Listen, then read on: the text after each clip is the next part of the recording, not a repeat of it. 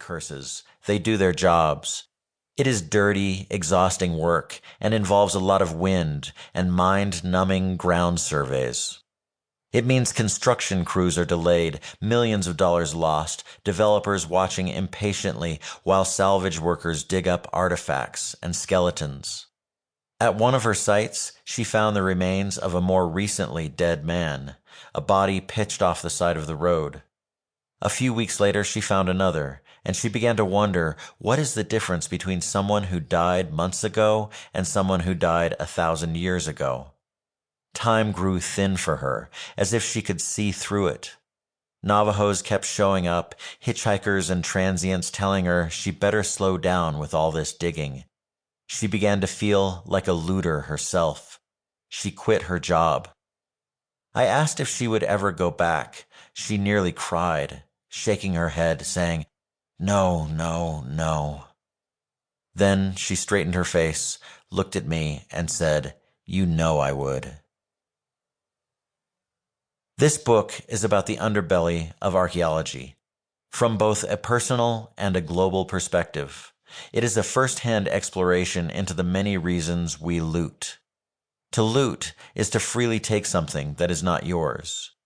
There are night diggers pillaging tombs and rioters with bats and crowbars pouring through the unhinged doors of the National Museum in Iraq. There are scientists who say it is looting when artifacts come without paperwork. Museum curators have called it looting when repatriation laws require them to turn over prized pieces of antiquity to faraway countries demanding their heritage back.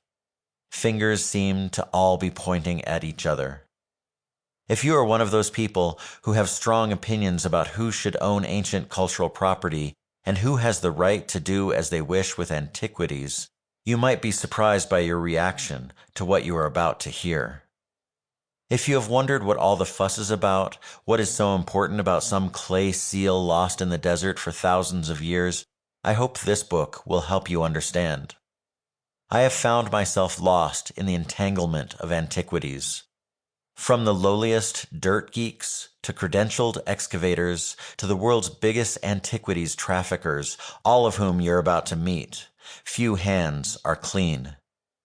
With this formidable cast of characters working often at cross purposes, the atmosphere can get a bit testy. Several people I began following during the writing of this book were by the end either dead or in jail. Others had only to endure the humiliation and fear of having their houses and collections raided. In no other field of research have I encountered so many people who have wanted the other party dead. At one point, I interviewed an antiquities broker. He seemed like a nice enough fellow, and a few days later heard a rumor he had put a price on the head of a troublesome foreign journalist. Another man, a pot hunter now in prison, explained to an undercover agent that you should always go into the field well armed. And if law enforcement pays a visit to your digging operation, you drop him and never come back. Meanwhile, a university archaeologist has publicly implored troops to shoot people plundering archaeological sites in Iraq. On a more personal note, while I was reporting on a federal raid on looters in the Southwest, a friend sent me a note warning me to watch my back, saying the illicit artifact community was out for blood. You don't get this kind of talk from geologists or stamp collectors. Why so much contention? We are dealing with the physical remains of all of human history. What one person takes often destroys it for another. A big gamble when we are here for such a short time, one thin layer of generations atop thousands of years of ancestry. What we do now forever changes the context of artifacts. Some see the fight over who should be able to own the physical past as a war.